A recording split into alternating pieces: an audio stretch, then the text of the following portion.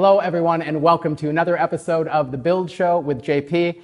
I'm John Peitzman, JP, your host, and I am absolutely thrilled to be able to transform lives one guest at a time once again today because we have another amazing guest. We have with us Lesley Gregg. Coming from a modest background, Lesley was acutely aware of the importance of creating your own financial stability because partly she was seeing her close family members at the time experience homelessness. She went on to build a successful career in IT and financial services. She's worked and lived in the UK, the Middle East, Australia, where she's also actively engaged in property and financial planning. Lesley is the founder of Women and Wealth, which is an organization that actually is focused on helping women to become more courageous and increase their financial well-being. She's also a recent attendee and graduate of the Build Framework Executive Intensive, and it's great to see you here on the set of The Build Show. Thank you. Welcome for coming. How have you been since the event? I've been fantastic, right, that honestly. was a crazy event, huh? It was wonderful. For those of you who don't know, the Build Framework Executive Intensive is 2.5 days where we take what literally takes usually 6 months of content and we put it into 2.5 days, all the certified high-performance coaching, the Build Framework methodologies and practices. So how was that for you? Yeah, it was intense, exactly, as the name describes it. Exactly. But it was, honestly, it was transformational, and it came at a time when I really needed an energy pickup, actually. Right. Because one of the things that you experience when you're starting a new company is so many new elements of learning and teaching and, I guess, refinement, and really just I think it provided me with an awesome check and balance to really sort of just give me a kickstart on the next phase of the journey for our company. Yeah, and a lot of people love the specific tools and techniques too that you can then apply and kind of like tick off the box and to make things happen, because we all have all these ideas that we want to do, but we don't have the methodologies and practices actually to make them happen sometimes. Yeah. So, but thanks for that. Thanks for coming today. No problem. And I love that you really understand in depth the Build framework, so you're able to kind of talk through what I love for our guests, which is to go through Build and talk about your story and your journey and how you've experienced the impact of having that methodology in your life. And for those of you who still don't know what Build is an acronym. It stands for Build Relationships, Understand the Business, Implement Strategies, Lead and Inspire, and Deliver Excellence. So let's just have a chat and kind of walk through that. I mean, if you look at Build Relationships in your life, what comes to mind and how important was that for you and the success that you have here today? Yeah, I mean, relationships are key to everything, right? They underpin absolutely everything, I think, in terms of success. So, I mean, within a corporate environment, for me, building relationships is critical. You've got stakeholders, you've got people that you have to influence that may not report to you. So you need to get things done. And as a sales leader, performance is really what you're measured on. So in order to get things done and to get the financial rewards, then you've got to build relationships and influence people to get the outcomes that you need to deliver results. So 100%, it's so important. And I'm really interested in the Women and Wealth Club as well. Can you speak a little bit more about that, and specifically kind of the integration of that and the importance, I imagine, of relationships? Absolutely. Right? Relationships, but also another layer of authenticity. Because if you're not authentic, if you don't understand the person that you're talking to, then they're not going to open up and they're not going to be presenting you with information that you need to hear about so that you can help create a stronger financial future for them. Right. So one of the wonderful things about the Women and Wealth Club is that because we do get into an area where we're talking very authentically about case studies, scenarios of things that could happen in lives and do happen in people's lives, I think naturally that it then allows people to feel like they're in a safe environment and they can be authentic, and they do genuinely build very good relationships, and there is a degree of trust there. So it's incredibly rewarding. So relationships, but authentic conversations and relationships, absolutely critical. It really is the whole business, to be honest with you. It's so important. Yeah, well, and everything builds upon relationships, right? Which takes us to you understand the business, right? So you have a lot of understandings of the business throughout your years. What comes to mind here that you'd like to share with the listeners and viewers about understanding the business? Yeah, I think that understanding comes from experience and it comes from knowledge, I guess. And I think with the background that I've experienced in my life, I guess, coming from a modest background, I think that I can relate to a lot of different scenarios that people could be facing. Right. And I think that... Because you've been there, literally. I've literally been there, right. absolutely. Not read a book about it or talk to someone. No, right. It's that's a right. Yeah. It's a huge difference. So being able to connect and being humble, I think, and actually then gaining the trust of people and really understanding where they're coming from or the situation they're in. And not only that, but also looking forward and what do they have to do to get to the place that they might want to get to, and breaking it down into everyday language. And that's another thing. Again, taking something that could be perceived as quite complex, which is financial planning and property investing and many other elements of wealth, and breaking it down into something that is a very clear message, because it doesn't have to be difficult. It's actually not hard. There's lots of material out there that makes it very difficult, I think, to make a decision about what to do, but I think it's just making it something that can be digested by people, so they can then take the steps. So I think that understanding is critical, and being able to associate with people and know where they're coming from.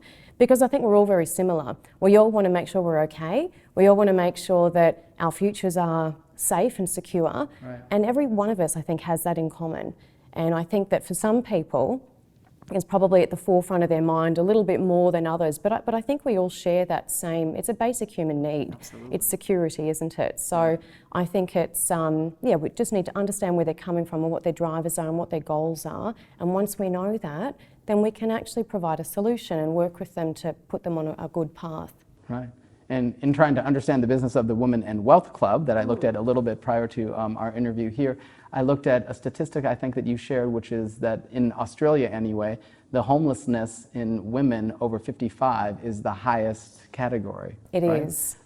Which, was interesting to me just to realize that. And is that your kind of focus, is to, the financial planning is the methodology that you kind of deliver as education, but the point there, is it to stop people from becoming homeless? Because that's what's happening? Is that kind of the gist of the organization? That's one component of it. I mean, that's quite a startling fact. I mean, it's actually shocking to hear that is the case. And it is, forecast to be like that until we address it. And I think that it's a number of things. It's number one, taking a young woman and educating her around what she can do to make sure that she's taking really positive steps to grow her wealth over her lifetime. Right. Not wait till later. Not wait till later. Or not like you said in your bio that I read something about finding a man and having that be your retirement plan, right? Absolutely. Absolutely. No, a man is not a retirement plan, and we have to take steps ourselves to secure our own financial futures, men and women. Right. And I think that waiting for Prince Charming to come along, and well, for me that was at the age of 43, so I just think in my mind, well, what was I going to do for the other 23 years? Right. Just sort of wait and hopefully he came with a pot of gold, but often they don't come with a pot of gold, do they? Right. So we have to make sure that we're going to be okay, and that means being a little bit prudent. You don't have to be crazy. Even small things like putting an extra $38 a week into your superannuation. Well, this is great because we're jumping into I now, which is implement strategies. So that's great. No, so great segue. So let's get into this. So check this out. We're going to get into specific strategies that people can do to actually ensure their financial security. So let's jump right into the I of build. So what was that first thing? You said just putting some money away each and every week. Absolutely. Or whenever you're paid. Yeah. One thing we can all do, and a very good example is superannuation. Yeah. Now, a lot of people are disengaged with superannuation. We don't often even know who our superannuation fund is, or do we even have multiple superannuation funds? We're very disengaged generally because it's something that's so far away, and sometimes we can almost be a little bit negative. Oh, superannuation, it's coming out of my pay, but it's a very, very good system. And $38 a week, which is only $25 after tax, means almost $250,000 in your superannuation fund from the age of 30 to when you retire. Right. And given that the average balance for women is around about that amount, you have the ability, just by putting an extra $25 per week post-tax, to double your superannuation balance over that 30-year period. So it's an easy thing. It's a meal out, or it's something. So it's an Uber probably. Right, yeah. Just one of those a week, and just sit and forget, and the money will grow. Time is important. Trying to catch up when you're 45 or 50 is more difficult when you're obviously building wealth, because compound interest is important, and it just means that you're getting interest on interest, and it's important to do those sorts of things as early as possible. Right. Awesome. What are some strategies that you've implemented getting away from that organization now and just looking at your life and the success and the journey you've been through to this point? What are some strategies that you've done personally that have helped you to get where you are today? I think surround myself with people that can teach me and that I can learn from. That's the biggest thing, is having mentors. When I bought my one of my first properties in Australia, I did that after I saw someone else take actions that resulted in a really great investment, and I thought, well, I want to do that. I want to do what she's doing. I want some of that. That's it. That's right. So you don't have to innovate or come up with anything that's completely Just look unique. around. Just look around and see what people are doing awesome things and replicate what they're doing. And I think that's what is needed, because again, it's investing, it's about superannuation, it's about property, it's about putting assets in maybe, the share market or whatever, but whatever your strategy is and whatever you are most interested in, and there's plenty of different things that you can invest in, find a role model who's done it before and who's done it successfully and replicate it. That's all you have to do.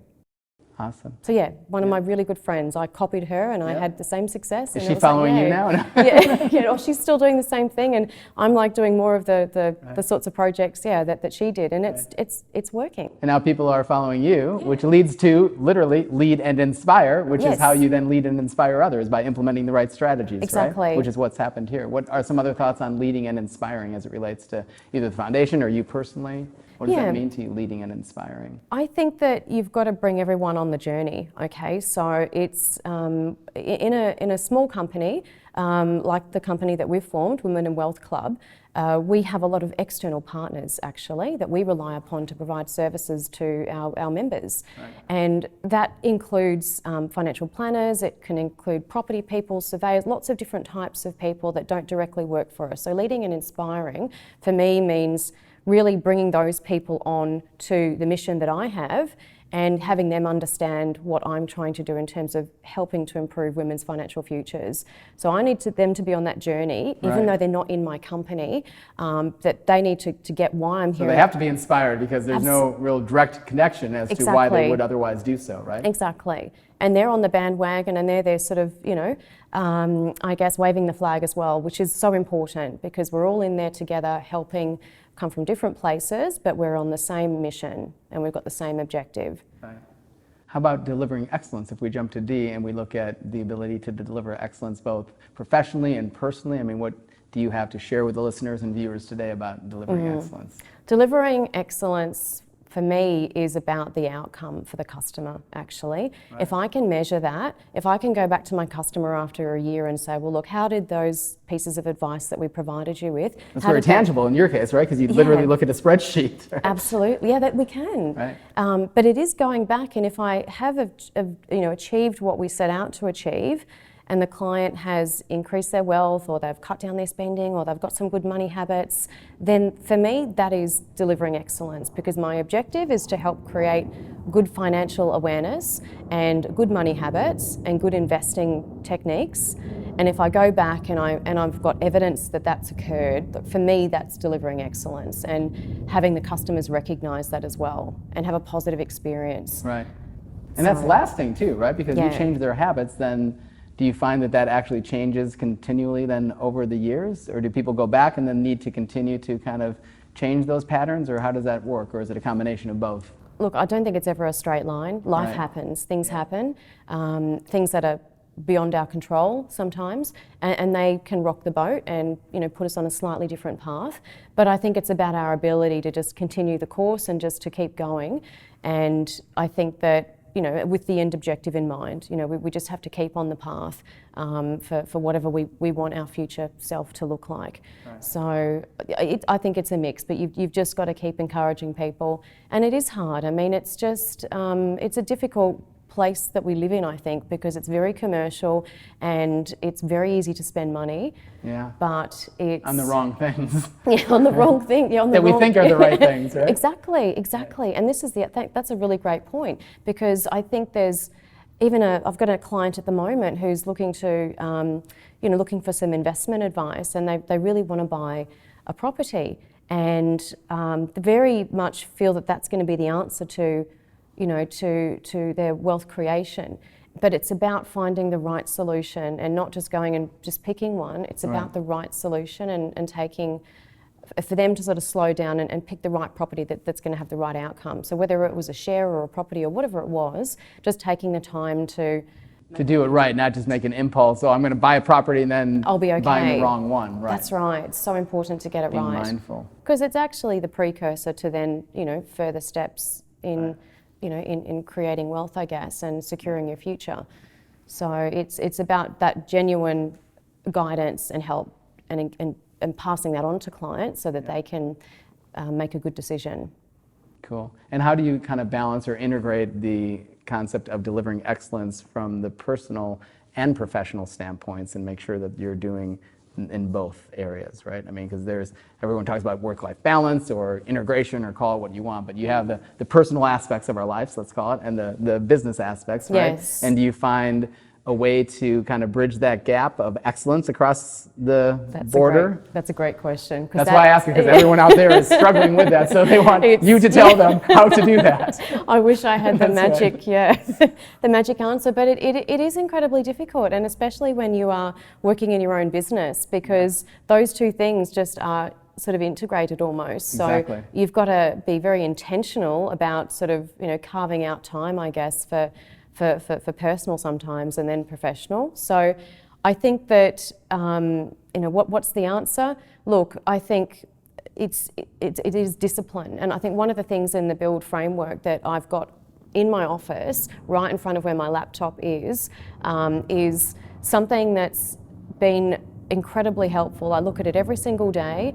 It is an energy checklist, actually. Right. That energy checklist honestly is one of the things that helps me balance, I think, the personal and the professional, because that's more about me and that's about my energy, and it's about me getting up and going for a walk for half an hour, or making sure I do the cardio, or making sure I've got enough water. It's like I've got your checklist right next to there, and every I'm looking at my laptop, and then I've got the checklist and then the checklist is just there. I'm like, okay, I'll drink the water, JP. So it's literally right next to, every time I'm at my laptop, I'm looking at your checklist. Is there a picture of me up here? There's not a picture. Okay, that's okay. That's okay. There's not a picture of but the checklist is there. And it's really important, actually, because I have taken some of those things and integrated them. And if I haven't, and I've just sat there in front of my laptop working, I've just looked at it and no, get up, go out, take the dog for a walk, do something. Right. Go and see someone, do something, and then come back and refocus. Brilliant, yeah. And good for you for having it there from the standpoint of the awareness, right? Because so many times if it's in a drawer, even on the same side, but in a drawer, you're not going to see it, you're not going to be aware, and you're not going to change the habit, right? Exactly. And you'll probably find too, as I have with myself and clients around the world, that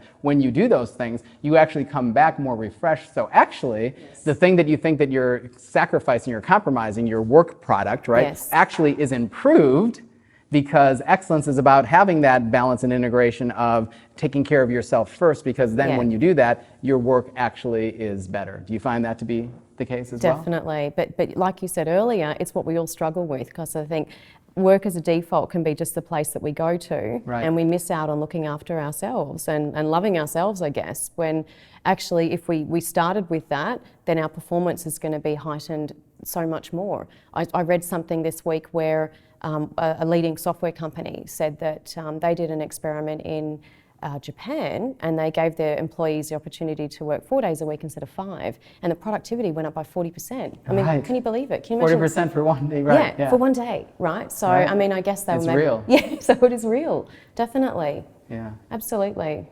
If there are any kind of words of wisdom that you've had that you'd have the opportunity to share with thousands, which now you do, that you could help them to transform their lives, and in your life that have come to mind that you want to share now, what would that be? What would you like to share from your words of wisdom standpoint?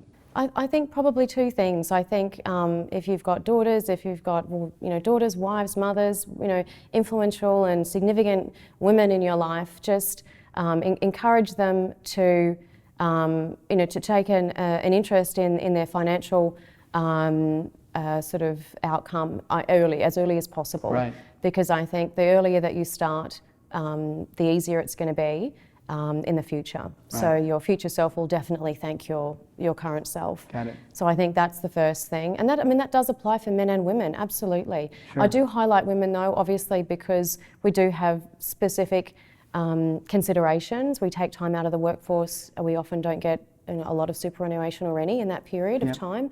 Sometimes we go part-time after we've had families, etc., etc. So it just means that we don't have as much time in the workforce. So therefore, the wealth is affected in the superannuation in particular. Yep. So I think that's the first piece of advice. I think the second piece of advice is, look, discipline is such an important thing, and it's hard. It is really, I mean, I don't know anyone who's perfect at discipline. There might be some people, you would be amazing, obviously, JP, because that's what you're teaching us. But I think discipline is just, don't beat yourself up about it. Like if you don't get it right, just keep going. Don't think, oh, I didn't do it, I missed the training session, or I didn't, do this on time. Just keep going and just keep polishing it. It's a journey, and you're probably never going to be perfect. Just don't beat yourself up. Just try and have small incremental improvements. Yep. And recognise yourself for those as well, because I think that makes you feel better instead of beating yourself up about where you failed. Absolutely. And as we say, honour the struggle and believe in your ability to figure it out, right? Yeah. And just kind of press on with commitment and enthusiasm and joy and passion, all the things that you obviously articulate and embody in everything that you do. How can people get a hold of you, your website, the services you offer? I mean, what are people's next steps if they want to talk to you and get in touch with you personally? Yeah, I mean, I'd love for people to contact me. You can look at our website, womenandwealth.club. Or give me a call, look me up on LinkedIn, send me a message. I'd absolutely love to chat, or have anyone come along to any of our seminars. So we hold them in Sydney at the moment, and we have seminars coming up in Brisbane next year.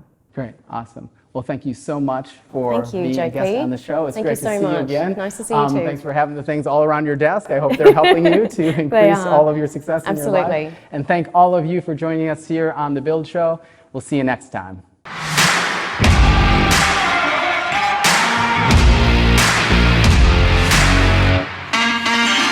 It's such a great honor to have you on the show. Thank you and so much. Thank you very, very much. Thank you all for joining us, and we'll see you next time on The Build Show.